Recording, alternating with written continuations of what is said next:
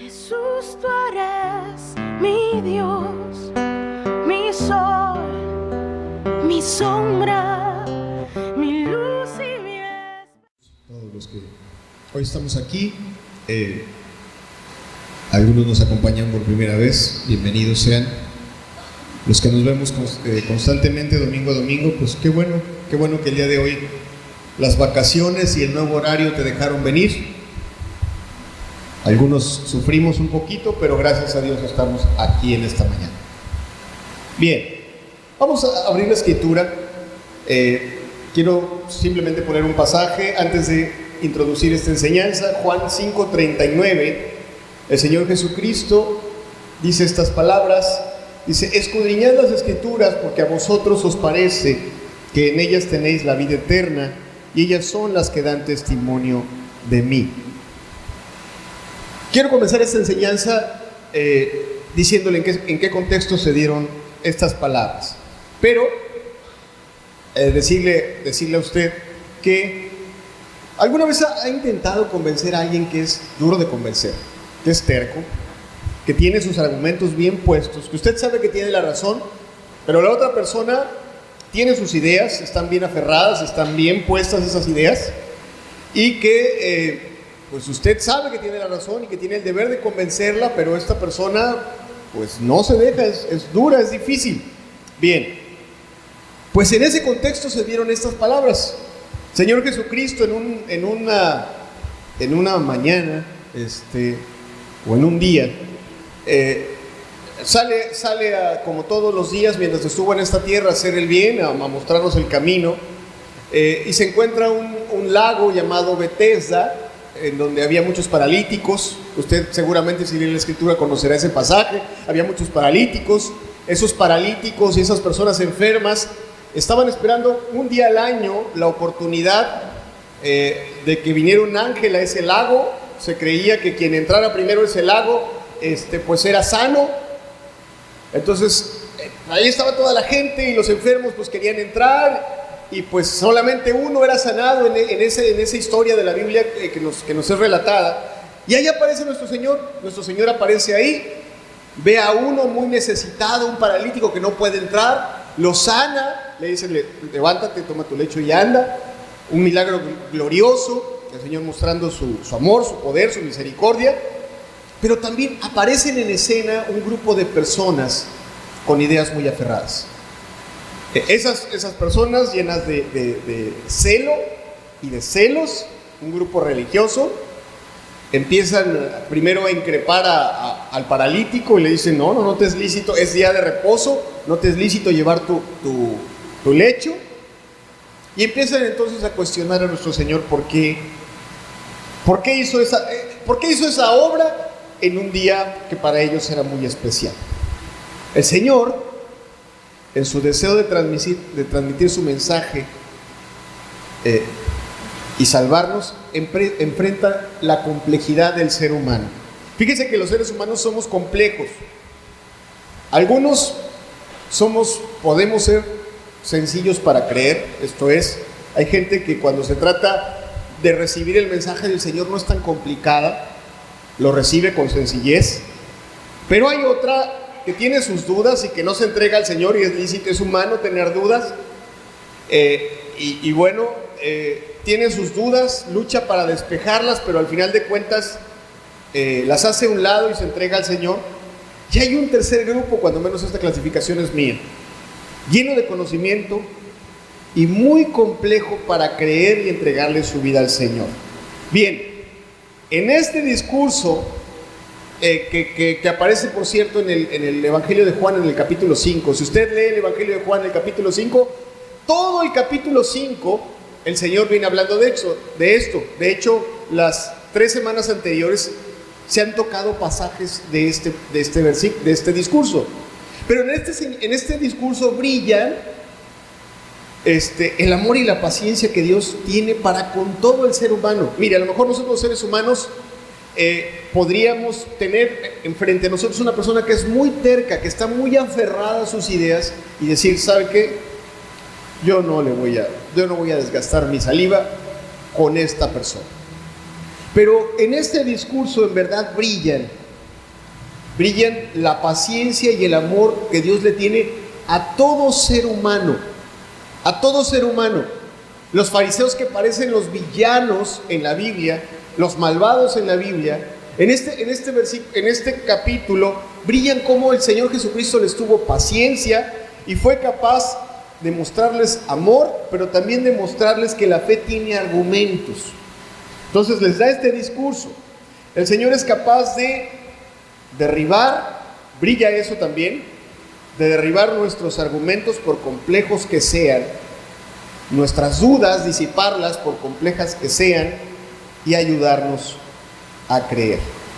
El título de esta enseñanza, si quiere apuntarlo por ahí, no está en la Biblia, es un título que puso un servidor, es a veces conocer, dije a veces conocer nos impide creer. No en todos los casos, pero en el caso que vamos a estar hablando en esta mañana, veremos que sí se da esa situación. ¿Qué le parece si hacemos una oración y le pedimos al Señor que nos hable de manera sencilla? Padre, gracias por todos los que estamos aquí, porque eres bueno, porque vemos tu buena voluntad para con nosotros. Señor, un día en Judea dedicaste un buen tiempo para ayudar a personas complejas a creer la palabra. ¿Cuántas personas complejas habrá entre nosotros? No sabes, no lo sabemos, cuando menos los hombres, tú sí. Padre, que la palabra de hoy nos aproveche a todos, a los sencillos y a los complejos, pero que al final de esta palabra tus propósitos se cumplan y a cada uno de nosotros nos ayudes a creer, en el nombre de Jesús. Amén. Bien, ahora sí quiero leer junto con usted el final de este discurso. En semanas atrás los hermanos nos hablaron de la autoridad del Hijo, nos hablaron del testimonio que dio Juan el Bautista, también nos hablaron de cuando Jesús nos habló de la eternidad, y en esos segmentos del sermón, pues no era otra cosa que el principio de los argumentos que el Señor Jesús les dio. Bien, vamos a ver el final no menos importante, sino yo creo que demasiado importante, para darle un sentido a todo lo que hemos estado hablando en estas semanas anteriores. Juan 5:37 al 47, lo vamos a leer, lo va a tener usted en la pantalla. Dice: también el Padre que me envió ha dado testimonio de mí. Nunca habéis oído su voz, ni habéis visto su aspecto, ni tenéis su palabra morando en vosotros, porque a quien él envió, vosotros no creéis. Escudriñad las Escrituras, porque a vosotros os parece que en ellas tenéis la vida eterna, y ellas son las que dan testimonio de mí. Y no queréis venir a mí para que tengáis vida. Gloria de los hombres no recibo, mas yo os conozco que no tenéis amor de Dios en vosotros. Yo he venido en nombre de mi Padre y no me recibís. Si otro viniere en su propio nombre, a ese recibiréis. ¿Cómo podéis vosotros creer? Pues recibís gloria los unos de los otros y no buscáis la gloria que viene del Dios único. No penséis que yo voy a acusaros delante del Padre. Hay quien os acusa, Moisés, en quien tenéis vuestra esperanza. Porque si creyeseis a Moisés, me creeríais a mí, porque de mí escribió él. Pero si no creéis a sus escritos, ¿cómo creeréis a mis palabras? Bien, quiero simplemente, hay quien no estuvo las semanas anteriores, y es importante, como estamos terminando este discurso o este sermón que el Señor le da a todas las personas, pero sobre todo a un grupo de personas a las que la Biblia identifica como los fariseos y a los judíos, quisiera poner en contexto las cuestiones. Le decía, los judíos o los fariseos le cuestionan sobre su autoridad y él se toma un tiempo para presentarles una defensa de su ministerio. ¿Cuál era el propósito? Muy sencillo. El Señor Jesús no vino aquí a debatir, no vino aquí a pelear, no vino aquí a demostrarnos que tiene la razón. El Señor Jesucristo vino a salvarnos, vino a convencernos de que necesitamos tener una relación con el Padre real, no ficticia. Esto es, El Señor no quiere que tú sepas que Él es el Señor. El Señor quiere que tú y yo tengamos una relación personal con Él. Y por eso el Señor dedicó todo ese tiempo para hablar con esa gente que tenía mucho conocimiento, y no era cualquier conocimiento, no eran gnósticos, no eran personas, no eran griegos, no eran gente de sabiduría del Oriente, sino eran judíos con un conocimiento del Dios vivo. Pero el Señor Jesucristo se da cuenta de una cosa: ellos saben de Dios, pero realmente no conocen a Dios. Entonces el Señor, sabiendo que para los judíos era muy importante, para darle credibilidad a una persona, ¿usted sabe cuántos testimonios tenían que tener los judíos para creerle a una persona que les estuviera dando un mensaje o presentando una acusación? ¿Alguien lo sabe? ¿Cuántos testigos se necesitaba? 2 o 3 testigos se necesitaban. Entonces, con judío le presentabas a 2 testigos que dieran certeza de un hecho, ¿ok? Le podían dar oído, le podían dar cierta credibilidad. El Señor les presenta 6, no 2, les presenta 6 argumentos poderosos, como para que ellos disiparan sus dudas y entendieran que Él era el Hijo de Dios y que tenían que creer en Él. De hecho, podrían ser 7, pero su testimonio, el de Él, no cuenta. Pero, cuando menos en este caso no cuenta, porque podrían ser 7. Pero veamos 6, repasemos los que vimos en semanas anteriores. En semanas anteriores vimos que el Señor les presenta sus credenciales como Hijo de Dios, y ese es el primer testimonio. Él les recuerda que Dios le dio todo el respaldo a través de sanidades, de prodigios, respaldando su palabra. Y les recuerda que Él tiene toda la autoridad. Les recuerda la autoridad que está hablada en el Antiguo Testamento. Les recuerda cómo Dios ha confirmado cada palabra. Así, bueno, ahí está un testimonio. Yo no vine a hablar como merolico. Todo lo que yo he hablado y he dicho, Dios lo ha confirmado. ¿Sí? Dios lo ha confirmado. Así como cuando usted va a alguien y toca su puerta y le dice: no, oiga, pues vengo a venderle esto, pero usted como que le quedan dudas, llama a la empresa y dice: oiga, ¿usted mandó a esta persona? Sí. Bien, ya tiene la certeza y trata con él más calma. El primero que les habló en semanas anteriores, lo vimos, Dios confirmó la obra de Jesucristo y sus palabras en toda la extensión. Nada más le doy un dato. Yo sé que esto fue en semanas anteriores. Estaba yo leyendo un artículo del periódico El País ayer, y el periódico El País dice: para Semana Santa está bueno leer un poquito, y él pone a dos sabios de los tiempos del Señor Jesucristo que dieron testimonio de todo lo que Él hizo. Uno de ellos era un completamente ateo llamado Tácito, que por cierto para los historiadores es una referencia. Todo historiador ha leído a Tácito o toma los principios de Tácito. Él no era creyente, y Tácito escribió de Jesús, de la muerte, de los hechos que se dieron en la resurrección de Jesús y de toda esa situación. Y el otro es Flavio Josefo, un judío que se volvió creyente y que dio un amplio testimonio como historiador del Señor Jesús. Ellos simplemente documentaron precisamente la autoridad que Jesucristo tiene como Hijo de Dios en la historia. Luego también el Señor les presentó, y lo vimos hace 2 semanas, la semana pasada, el testimonio que dio Juan el Bautista. Los judíos respetaban a Juan como un profeta, le tenían un aprecio importante, inclusive lo consideraban como la reencarnación de Elías. Así lo veían. Entonces, bueno, Él les recuerda: acuérdense que Juan dijo que vino a prepararme el terreno a mí. Ese es el segundo testimonio. Ustedes respetan a Juan, respetan sus palabras. Bueno, deberían de respetarme, deberían de respetar lo que Él dijo de mí. Número 3, ¿no le creen a Juan y no me creen a mí? Ok, ahí están los ciegos, ahí están los paralíticos, ahí están los cojos, ahí están los mudos, ahí están los mancos. Cierro mi boca y miren las obras que se han hecho por la mano de Dios. Si no me creen a mí, créanle a las obras. Eso es hasta la semana pasada hemos estado viendo.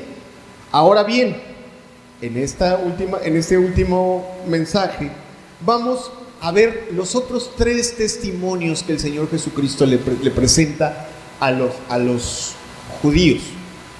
Les presenta el testimonio personal que da su Padre de Él, les presenta el testimonio que dan las Escrituras antiguas de Él y lo que habló Moisés, el profeta. Bien, vamos uno por uno a ampliar un poco esas verdades. El testimonio del Padre lo vemos en Juan 5, 37 y 38. Por favor, si ponemos el pasaje. Dice: también el Padre que me envió ha dado testimonio de mí. Nunca habéis oído su voz, ni habéis visto su aspecto, ni tenéis su palabra morando en vosotros, porque a quien Él envió, vosotros no creéis. Mire, aparentemente Jesús cita 2 veces como testigo al Padre. La primera vez, como le mencioné hace un ratito, lo cita, pero lo cita como quien acredita su autoridad. Ahorita lo cita como alguien que le conoce de manera íntima. Lo leemos de nuevo el 37. Dice: también el Padre que me envió ha dado testimonio de mí. Nunca habéis oído su voz, ni habéis visto su aspecto. El Señor Jesús afirma que el Padre, dio testimonio de Él.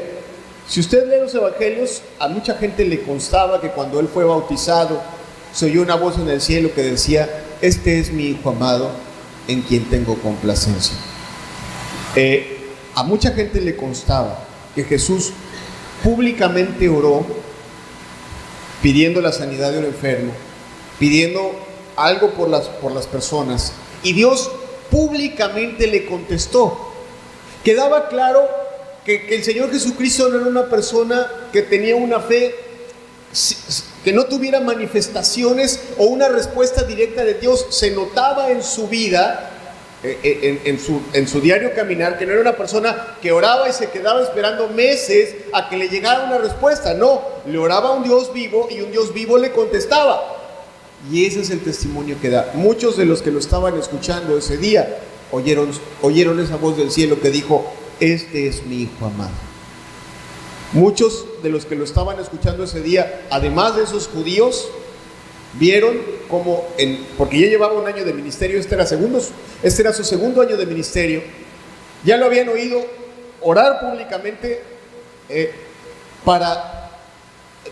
por un enfermo, por una situación, y cómo Dios le respaldaba. Y ahora bien, Él les hace notar, aquí está lo importante, Él les hace notar que aunque sabían de Dios, ellos no tenían una relación con Dios.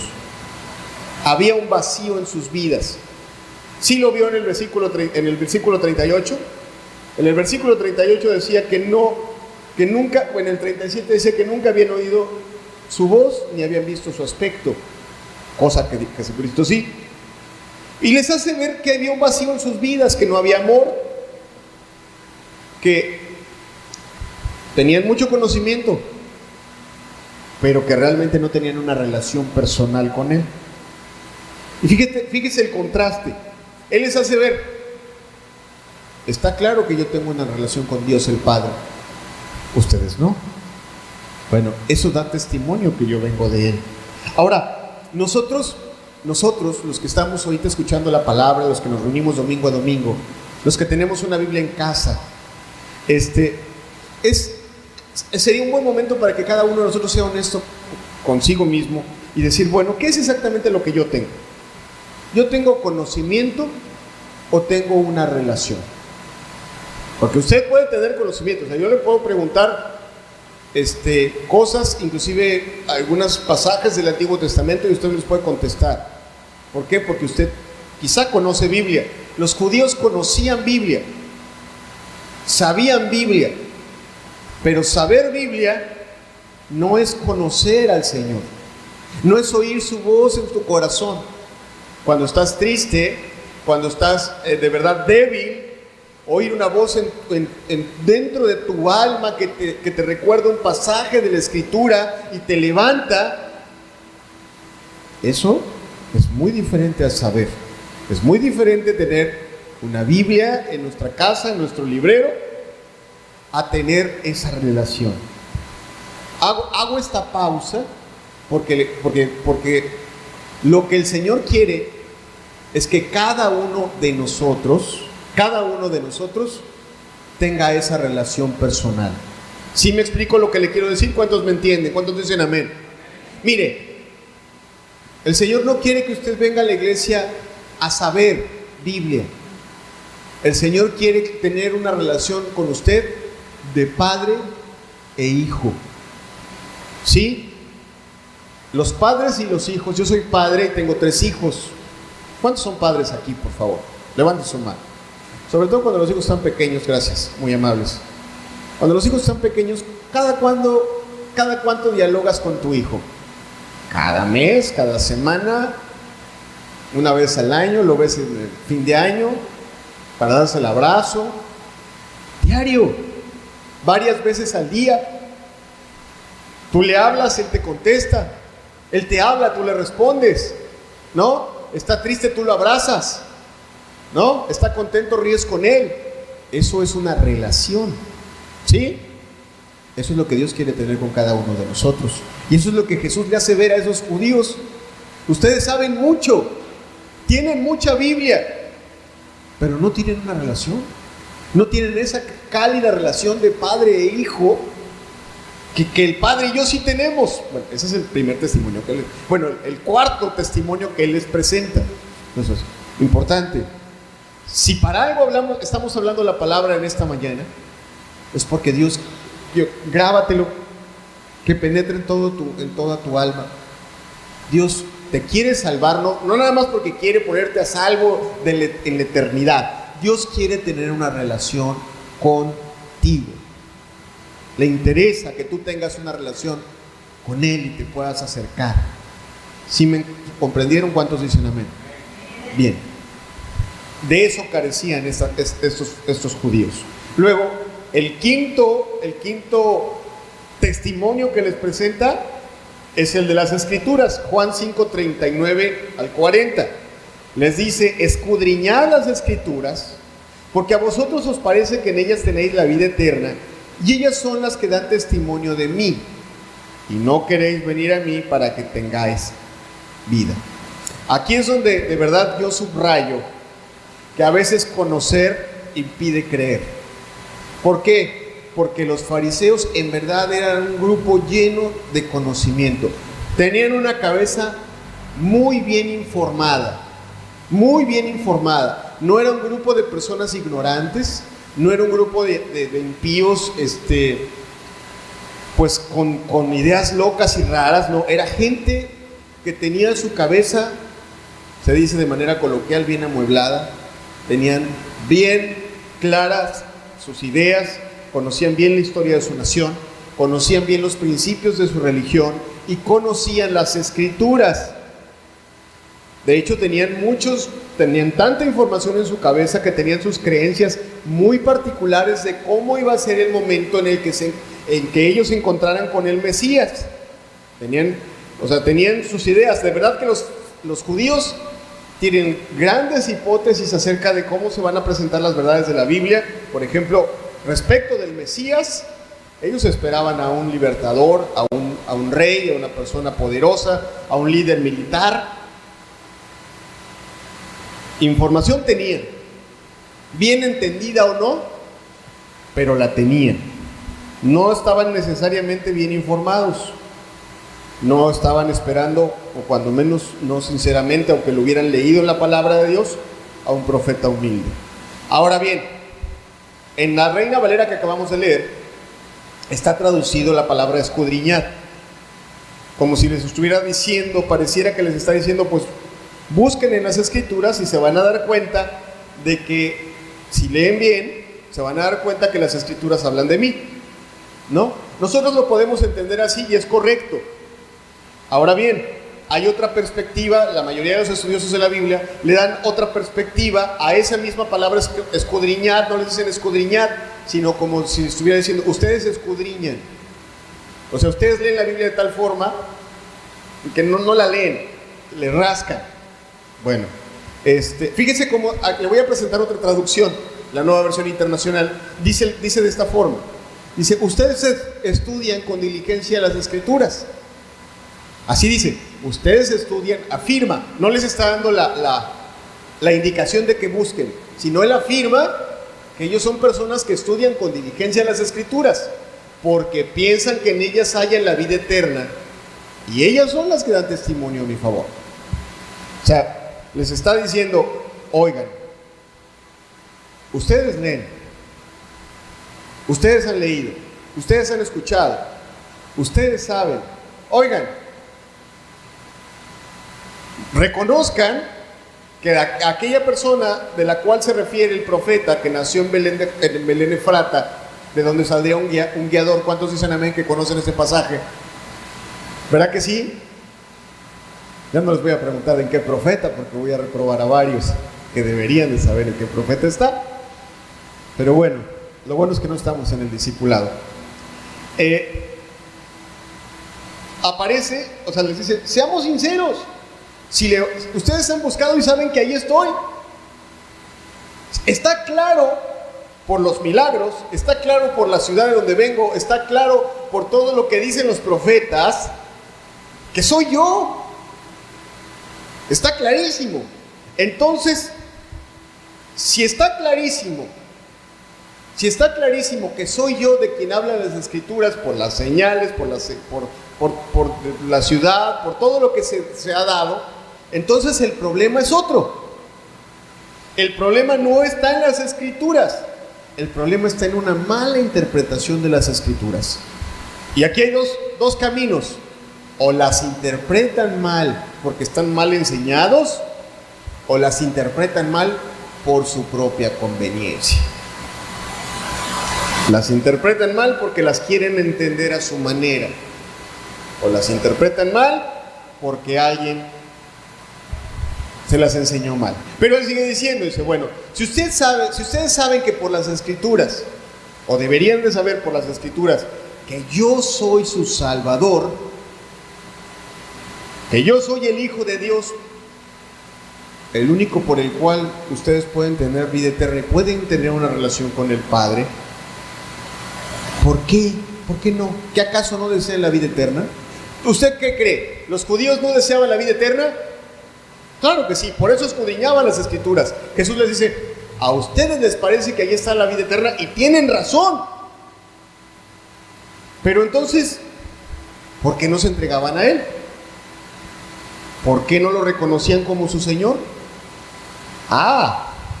Porque eso implicaba otras cosas.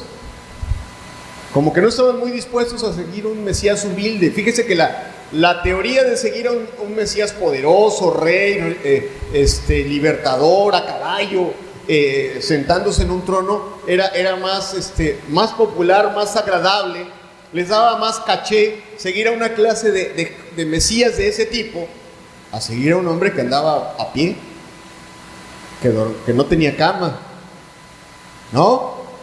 Que era sencillo. Ahora, a un hombre que hablaba abiertamente de los pecados que ellos cometían. Usted sabe que ellos no cometían pecados de esos que llamamos escandalosos. Tú no encontrabas a un fariseo, a un judío señalado por ser fornicario, tener varias mujeres o andar engañando a su esposa. Eso era un escandalazo, ¿no? No encontrabas a uno borracho, no lo encontrabas. No había eso, no era eso. Pero el Señor hablaba abiertamente de los pecados que había en sus corazones, y en sus corazones había avaricia, orgullo, celos, hipocresía, mentira, resentimientos. Y entonces la cuestión era la siguiente: si ellos decían, tú eres el Mesías y eres nuestro Señor, les implicaba reconocer públicamente que eran pecadores. Y eso no querían hacerlo, porque ellos tenían una reputación de buenas personas. Tenían una reputación de buenas personas. Automáticamente decir, no, si eres tú el Mesías, si eres tú el Salvador, necesitamos que nos salves, necesitamos que tú nos acerques a Dios. Era reconocer que eran pecadores, era reconocer que todo por lo cual, porque la gente los tenía en alta estima, la gente los respetaba, y era reconocer que entonces todo aquello era una apariencia nada más, no estaban dispuestos a eso. Y ahora, nosotros, aquí también hago una pausa, porque en cada cosa que vamos aprendiendo, es bueno que la palabra nos aproveche. Nosotros, cuando leemos esto, deberíamos de preguntarnos si nosotros tenemos una relación personal con el Señor, y si no la tenemos, preguntarnos por qué. Puede ser porque no conozcamos la palabra. Bueno, si no conocemos la palabra, busquemos en la palabra. En la palabra seguramente encontraremos a Cristo, y seguramente al encontrar a Cristo se establecerá esa relación si la leemos con sinceridad. Si usted lee los evangelios con sinceridad, rápidamente encontrará al Señor Jesucristo si no los conoce. ¿Sí? Así de sencillo. Ahora bien, la conoce, pero honestamente no tiene una relación con Dios. Quizá es porque no quiere reconocer, como ellos, varias cosas que hay en su vida. Si la conoce, si sabe dónde están, sabe lo que dicen. Inclusive puede usted acudir al Señor de vez en cuando, pero eso no implica una relación. Eso no implica una relación. Pues, ¿por qué es? Porque seguramente usted no quiere decirle, bueno, yo te voy a seguir y voy a dejar que tomes el control de mi vida. Y eso implica, pues, reconocer que soy un pecador y que tengo que ser transformado por ti. No quiere. Ahora, si usted sí tiene una relación, usted debería estar buscando a Cristo todos los días en la palabra de Dios. ¿Cuántos dicen amén? Porque ahí definitivamente lo encontramos. Entonces, bueno, antes de pasar al último testimonio, quiero decirle, ya el Señor aquí empezó a hablarles, Él ya les presenta al testigo cuarto y al testigo quinto.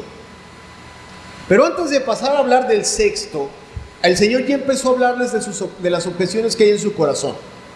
Ya empezó a hablarles de aquellos pretextos que tienen. Y lo que sigue a continuación, antes de irse al último, agarra su dedo y les empieza a señalar un par de cosas de la realidad de sus corazones.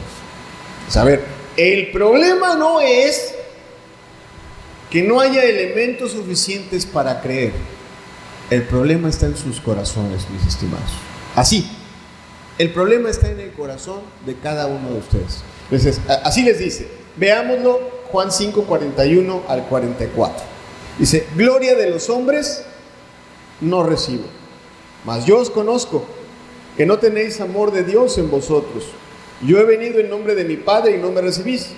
Si otro viniera en su propio nombre, a ese recibiréis. ¿Cómo podéis vosotros creer? Pues recibís gloria los unos de los otros y no buscáis la gloria que viene del Dios único.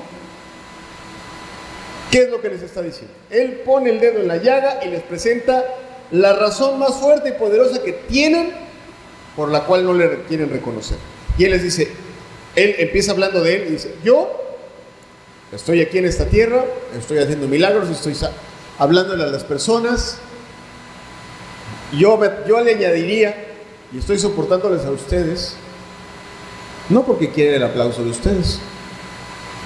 Yo no estoy haciendo esas cosas porque quiera que me aplaudan, o sea, el Señor sería el que estaba hablando. Yo estoy aquí porque me interesa lo que mi Padre piense y opine de mí.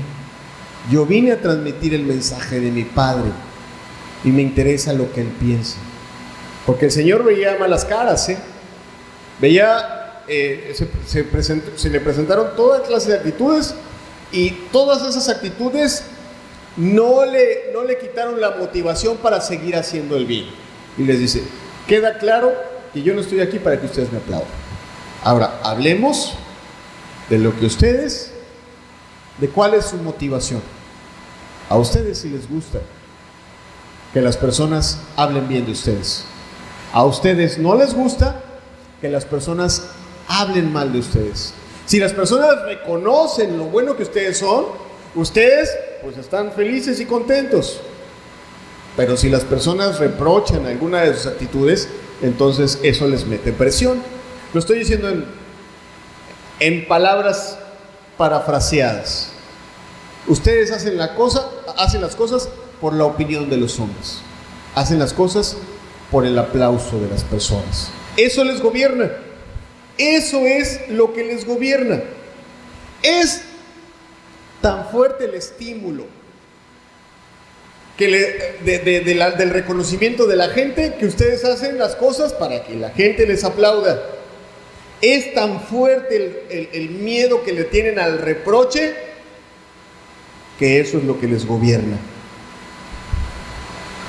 Y entonces, aunque estuviese clarísimo que Jesucristo era el Hijo de Dios, como ellos tenían primero la opinión de las personas, aunque estuviera claro todos los otros testigos que les acabo de mencionar, los 5 anteriores, estuviera clarísimo, para ellos había un obstáculo fuerte, muy muy fuerte: la opinión de los demás. Bajarse de su posición y pues dejar de pensar en lo que los demás iban a decir y reconocer al Señor con humildad. Mire, pocos lo hicieron. Aquí hago una pausa. De ese grupo hay que ser honestos. La Biblia dice que algunos de los judíos creyeron en él. Algunos, ni su nombre dice cuáles. Inclusive dice, pero no lo seguían abiertamente porque tenían miedo de los judíos. ¿Cuántos conocen ese pasaje? ¿Cuántos dicen amén? Dígalo fuerte. O sea, algunos lo seguían, pero no abiertamente porque tenían miedo. O sea, porque de verdad les gobernaba profundamente en su interior la opinión de los demás. Ahora, la Biblia da testimonio de 2. Uno es Nicodemo, que lo va a buscar de noche, y el otro José de Arimatea, que lo reconoce como su Señor y le ofrece su propia tumba. ¿Sí saben eso? José de Arimatea le ofreció su propia tumba y era un judío. Bien, eso se pudieron sacudir la presión de la opinión de los demás. Ahora, nosotros también aquí tenemos que darle una aplicación a nuestras vidas. Nosotros tenemos que considerar que los seres humanos somos muy susceptibles a la opinión de los demás. O sea, no nada más los fariseos. Los seres humanos somos muy susceptibles a la opinión de los demás. Nos gusta que los demás nos aprueben y que no nos reprochen. ¿Y sabe por qué tiene tanto éxito el Facebook? ¿Sabe por qué no tiene manita abajo el Facebook? Porque es un lugar para sentirse bien, para que todo el mundo te dé su aprobación, y la aprobación se siente bien. ¿Sí o no? ¿Verdad que sí? Ok, los seres humanos somos, y digo, no es malo que nos sintamos bien cuando hagamos algo bien y nos lo reconozcan. Eso no está mal, es parte de cómo Dios nos hizo, pero sí somos susceptibles a la opinión de los demás. Lo mismo somos susceptibles a cuando los demás nos reprochan, nos critican o nos señalan cuando no les gustamos. Bien, eso tampoco es en sí mismo malo, siempre y cuando eso se convierta en un obstáculo para que nosotros creamos en Dios o hagamos su voluntad. Cuando eso crece tanto y nos gobierna de tal forma que tenemos que escoger entre el seguir al Señor o lo que van a opinar mis amigos de mí, o mi familia, o mi hijo, o mi esposa, eso ya se convierte en un enemigo de Dios, se convierte en un obstáculo como el que tenían esos judíos. Cuando tú no te entregas al Señor porque temes que te van a criticar o porque ya no te van a aplaudir, entonces eso ya se convierte en un obstáculo igual. Cuando como cristiano, ya le estoy hablando a los cristianos, cuando como cristiano te importa más no meterte en problemas con los demás que hacer lo que te manda la palabra de Dios. Fíjese que hay muchos cristianos que le tienen terror a meterse en problemas con los demás, y hay veces que la Biblia le manda a usted a que se meta en problemas con los demás. ¿Qué tienes que hacer cuando tu prójimo peca contra ti? ¿Alguien me puede decir? Según Mateo 18. A ver, recuerden rápido. Así es, no dice hablar a solas, dice ve y repréndale estando tú y él solos. Así dice, pero es hablar a solas, es convencer con argumentos. La Biblia dice, en pocas palabras está diciendo, métete en problemas, porque es más fácil no hablar. ¿Verdad que es más fácil no hablar? ¿Verdad que es más fácil? Es más fácil ir a decirle a otro con el que no tengo el problema, ¿qué crees que me hizo? Fíjate que así y así y así. Con otros dos ya me desahogué porque tengo que hablarlo, pero no con el que lo tengo que hablar, porque le tengo miedo al problema. ¿Verdad? Ahí nos gobierna la opinión de los demás, o nos gobierna más que la palabra de Dios. Ahí tenemos un obstáculo como el que tenían estos judíos. Bien, entonces el Señor, ya casi termino, el Señor les pone el dedo en la llaga. Entonces, el problema está en sus corazones. El problema no es que estén mal informados, el problema no es que no hayan escuchado lo suficiente, que les falten milagros por ver. El problema está en que a ustedes les gusta vivir para ustedes mismos y para que los demás los aprueben, los reprueben y no los reprueben. Les gusta tener una posición, les gusta tener una opinión. No les gusta, ni les gustaría entregarse a mí para que yo dirija sus vidas. Eso es lo que el Señor les dice. Ahora bien, les habla del último testigo. Y este testigo se los presenta de manera diferente a los anteriores. Los otros 5 dicen, bueno, no me creen a mí, ok, créanle a la autoridad que me dio el Padre. No me creen a mí, créanle a Juan. No le creen a Juan, crean las obras que hice. No le creen a las obras, vean la relación que el Padre y yo tenemos. ¿Acaso no se les antoja tener una relación con el Padre? Crean a eso. Ahora no creen, crean a las Escrituras. Ustedes tienen respeto por las Escrituras. Ahora, el sexto testigo lo presenta de manera diferente. Ya no dice crean. Les presenta a alguien a quienes ellos seguramente le creen, y se los presenta como alguien que va a poner su dedo sobre sus vidas el día que el Señor los juzgue. Así, les presenta 5 elementos de fe y 1 de juicio. Porque el Señor no quiere que vayamos al juicio, el Señor quiere que tengamos fe para salvación. Y entonces, y precisamente este último testigo era el argumento del cual ellos se agarraban para no creer. Fíjese que todo ser humano tenemos, cuando no queremos hacer algo, tenemos una buena razón a la cual nos aferramos para no movernos de ahí. Y ellos tenían una. O sea, aparte de los pretextos que tenían en sus corazones, tenían un elemento de verdad para decir, estamos bien, y este hombre podrá hacer lo que diga y lo que quién sabe qué, podrá hacer milagros, podrá hablar maravillas, la gente lo podrá creer, lo que tú quieras, pero nosotros estamos bien y tenemos una razón.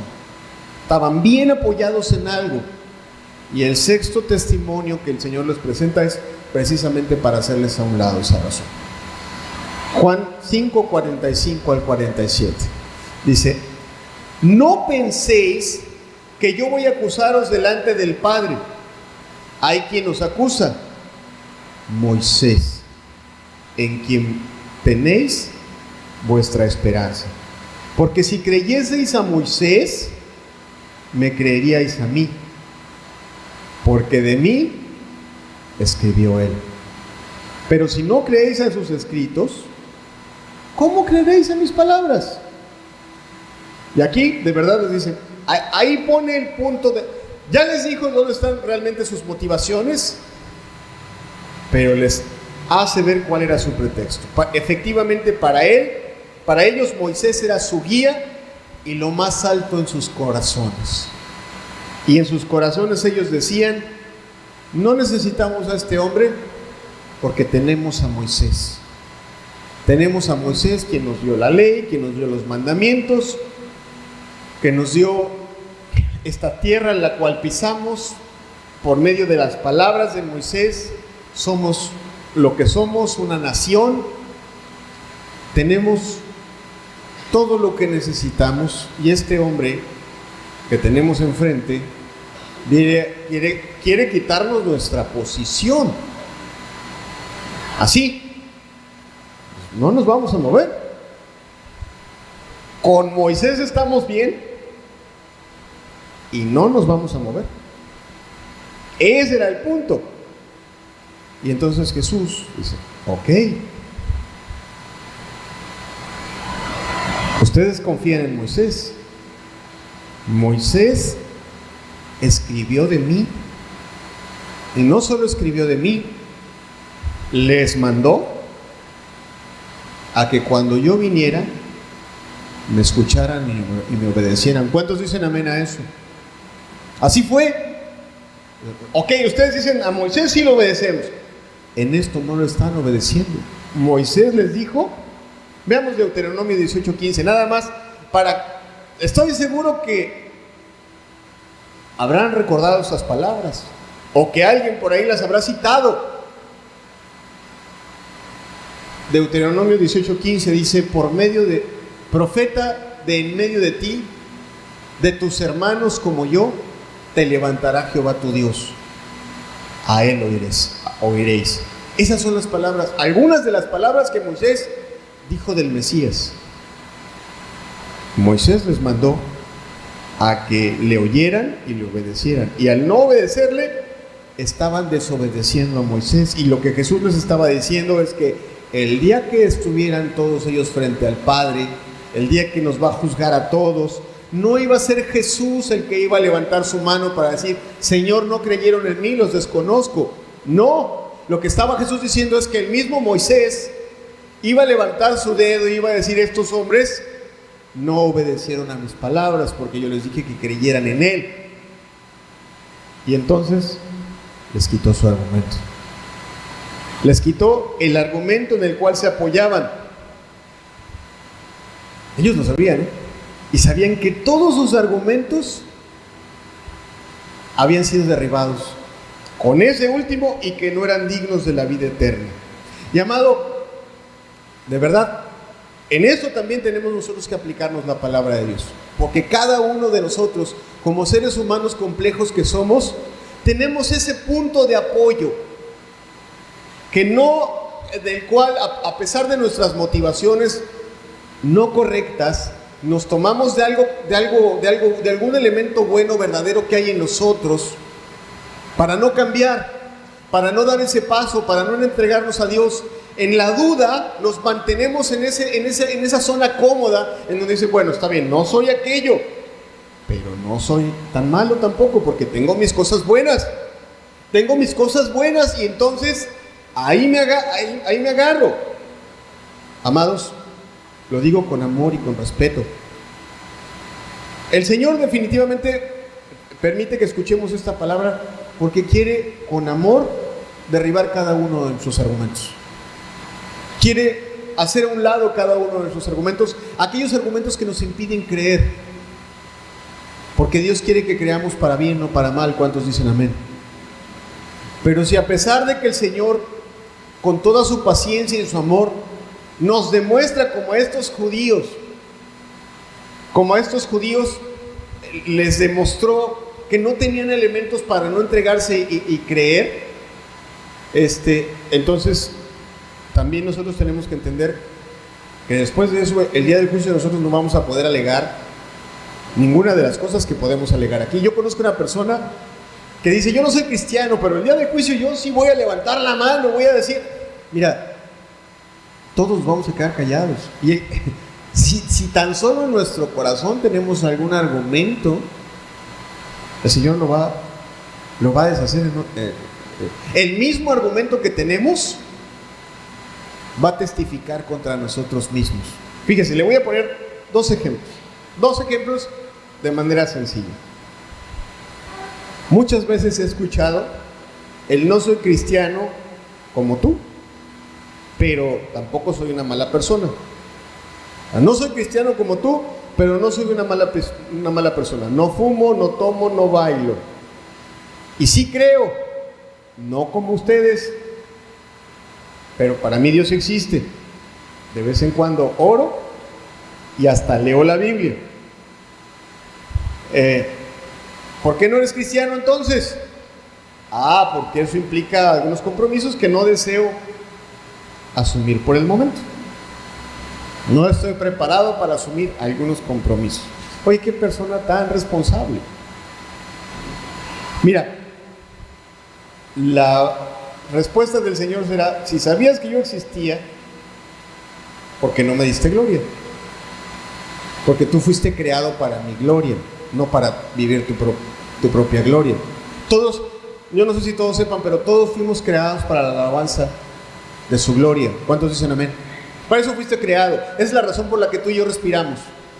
Y si tú no vives para la gloria de Dios, vives para tu propia gloria. Vives para ti. Si no vives para Él, vives para ti. Y entonces bueno, si sabías que yo vivía, ¿y por qué no viviste para mí? Ahora bien, ¿sabías que ser buena persona era importante? ¿Quién crees que te dio esa conciencia que te hace entender que ser buena persona es importante? Yo te la di. Y mi conciencia te marcaba otros estándares más altos. Y tú pusiste tu estándar. Y ahí te quedaste. Entonces el mismo argumento que la persona ponía le va a acusar así como Moisés a los fariseos, así. Hay otros que dicen, cambiando el ejemplo, hay muchos que dicen, bueno, yo no soy cristiano porque hay muchos cristianos que no son sinceros, entonces que dan mal ejemplo, y para ser como ellos, entonces mejor me quedo como estoy. Oye, está poderoso el argumento y por poco me persuade. Pero si tú tienes la capacidad de calificar la calidad del cristianismo de una persona y alguno lo censuras como malo, entonces necesariamente hay un aspecto positivo del cristianismo que tú calificas como buena. Y alguien, porque siempre hay, en todos los aspectos de la conducta hay uno positivo y uno negativo, y seguramente estás informado de ese aspecto positivo. Seguramente sabes que la Biblia dice que hay otro estándar que estos no cumplen, por eso tú lo calificas. Pero algunos sí conocen ese estándar y sí lo viven. Tal vez si haya cristianos genuinos. Ahora bien, informado de las dos situaciones, tú escoges ni ser de los malos, pero tampoco quieres ser de los buenos. Y te retiras a una tercera línea de personas que viven fuera de la jugada. Ahí está el argumento. Tú quieres ser sincero, pero sin darle la gloria a Dios. Tú escogiste tu propio camino. En fin, si había información suficiente para entregarle su vida a Cristo. Lo quiero decir con mucho amor y respeto. A lo mejor yo no voy a poder ayudar a todos con el sermón que estoy dando, pero la oración, que no viene de mí, sino que viene de Dios. No sabes cuánto he orado por esta palabra esta semana. Y yo me di cuenta de una cosa. Dios tiene mucho amor por cada uno de nosotros. Y se toma todo el tiempo que le sea necesario para tratar de persuadirnos y derribar nuestros argumentos para que no haya estorbo y lo podamos conocer a Él. A lo mejor, con lo que yo hablé hoy, pude ayudarte a despejar tu mente un poco y a quitar algunos de los argumentos. Ojalá que Dios quite todos los argumentos y todos los errores que hay en tu corazón para que tú puedas creer y conocer a su Hijo Jesucristo. No va a descansar hasta que eso suceda. Y de verdad yo subrayo que el Señor no vino aquí a debatir, porque faltaban muchos enfermos que sanar, había mucha gente pobre a la cual alimentar, y como para estar pues a lo mejor dedicando ese tiempo a gente difícil, complicada, pues como que no, sí, tuvo el amor suficiente, amor que a lo mejor muchos de nosotros no tendríamos. Cuando yo veía ese amor, yo me sentía mal. Dije, Señor, ¿cuánta paciencia le tengo yo a una persona como tú le tuviste a esa gente? Yo no sé si yo tendría 2 o 3 horas para sentarme a hablar con alguien que está bien enmarañada en su cabeza y ayudarle a entender que Jesucristo es el camino y es la única opción. No, ¿cuánto amor? Todo el tiempo que se pudo, y la Escritura nos muestra que hubo otros momentos en donde intentó persuadirles, y hasta el último momento de su vida, lo que quiso fue convencerles de que ellos lo necesitaban a Él, de que ellos necesitaban la salvación. En este discurso varias veces les dice, yo rescato una porque ya cité varios pasajes de él, solo rescato una, tú lo puedes leer en casa y te vas a dar cuenta que después de cada argumento les presenta su motivación. Pero yo te presento el versículo 34 solamente para que quede claro. Él no quería discutir, ni tampoco quería ganar el debate. No le interesaba ganar el debate, ni le interesaba discutir, ni le interesaba salir victorioso de esa discusión. ¿Qué le interesaba? Pero yo no recibo testimonio de hombre alguno, mas digo esto, ¿para qué? Para que vosotros seáis salvos. Para eso gastó saliva, para eso gastó el tiempo, para eso invirtió todo lo que pudo invertir en ese momento, porque él quería que conocieran al Padre.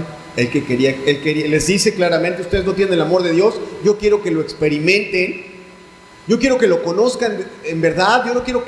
Dios no quiere que sepan de Él. Dios quiere que haya entre ustedes y Él una relación de padre e hijo.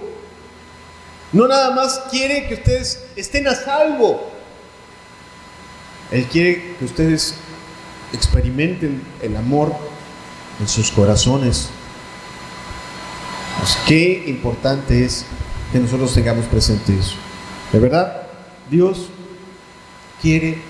Nosotros podemos tener todos nuestros argumentos. Un día le dijo alguien al apóstol Pablo, por poco me persuades a ser cristiano. Así, mira, te faltó tantito para quitarme mi último argumento y entregarme al Señor Jesucristo como mi Dios y Salvador. Ojalá, amados, ojalá que el Señor en su bondad y su paciencia te ayude a quitar todas las marañas que hay en tu corazón. Y me refiero también a los que tenemos tiempo escuchando la palabra de Dios, a los que venimos domingo a domingo. Porque tú puedes venir domingo a domingo, pero te digo con franqueza, puedes no tener esa relación con Dios. Y a mí me da mucho gusto verte domingo a domingo y me da mucho gusto saludarte. Pero cuando veo tu rostro y veo que no tienes esa relación con Jesús, cuando le falta paz a tu vida, me da tristeza. Porque lo que Dios quiere es que tengas esa relación con Él. Y Dios no va a descansar. No va a dejar de argumentar. Al final de cuentas la decisión va a ser tuya. Tú eres el que va a decidir si cree o no. Pero no va a dejar de argumentar en tu vida. A lo mejor este fue un capítulo. El día de hoy fue un capítulo en donde argumentó con tu cabeza, con tu mente para entender, te amo y quiero que me conozcas en realidad. Ojalá hoy tú dijeras, bueno, pues te tomo la palabra, Señor, y creo en ti. Te tomo la palabra y me entrego a ti. Yo te decía, ¿no? Algunos de esos creyeron, pero fue tan tibia su decisión que ni siquiera sus nombres aparecen. Hay 2 notables. Nicodemo, que lo buscó de noche, se dio el valor, y a lo mejor tú pudieras ser un Nicodemo. A lo mejor dices, oye, yo en mi posición. Mira, al Señor no le interesa que lo busques hoy en la congregación. Búscalo al rato a solas en tu casa. Y dile, Señor, hazme tu hijo. Ayúdame a conocerte. Así lo conoció Nicodemo, a solas. O está José de Arimatea, que abiertamente renunció a su abolengo, a sus privilegios, y lo honró delante de todos y le dio su propio sepulcro. No fueron todos, ¿eh? La gran mayoría de esos no creyó. Unos de manera tímida y unos poquitos de manera valiente. Pero ojalá que todos los que estamos aquí, amado, ojalá que todos los que estamos aquí seamos honestos con nosotros mismos y digamos: no le voy a decir esto al pastor, pero me lo voy a decir a mí mismo. ¿Por qué, si sé que Dios existe, no me he entregado a Él? ¿Por qué, si voy a la congregación domingo a domingo, no tengo una relación con el Hijo de Dios? ¿Qué es lo que amo más que a Él? ¿Qué es lo que me impide, si por todas partes me han dicho que Dios me ama y quiere hacerme el bien? ¿Por qué no lo he hecho? ¿Por qué no he tomado esa palabra? ¿Por qué no me he entregado? ¿Por qué no ser honesto y decirle: Señor, a lo mejor el hermano no habló del argumento que yo tenía guardado en mi corazón, pero ayúdame a derribarlo? Déjeme darle un testimonio, con eso termino. Así, eso que le estoy platicando, lo hice yo de manera individual cuando yo tenía 20 años. Cuando yo tenía 20 años, yo era una persona que se sentía buena persona. Yo sí fumaba y sí tomaba, la verdad, y sí bailaba.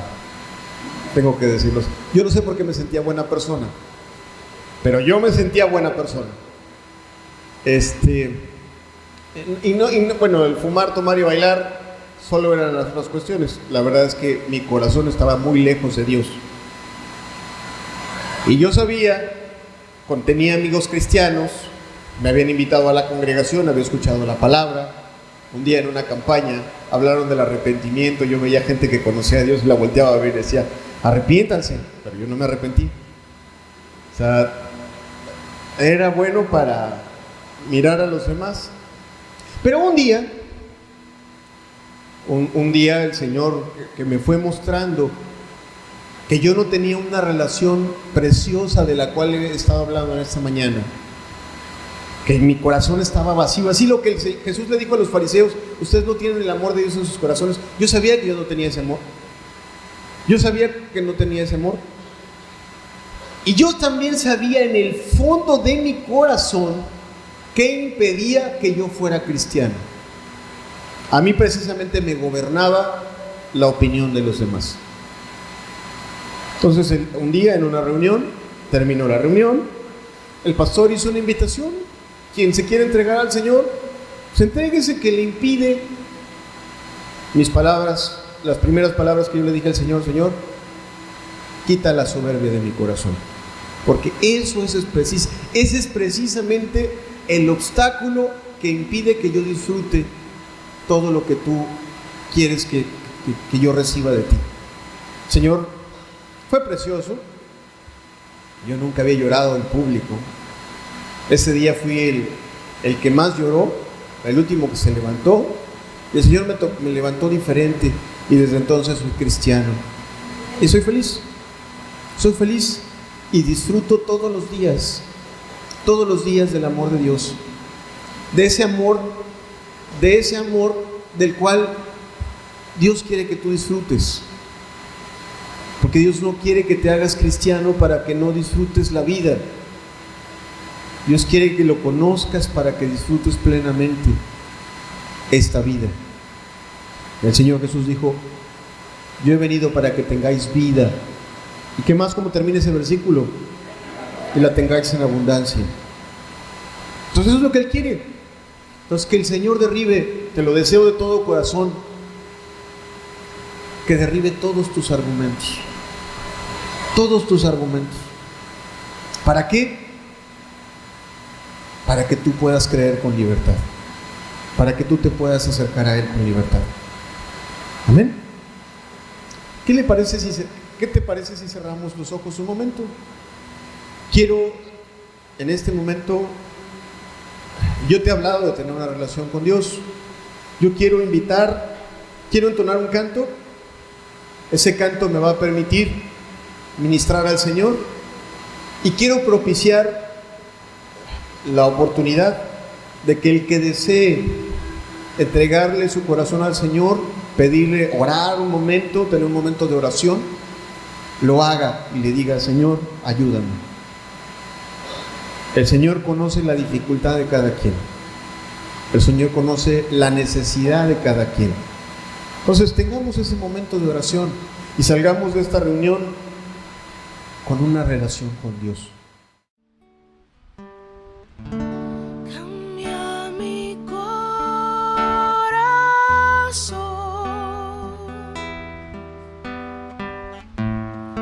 hazlo fiel.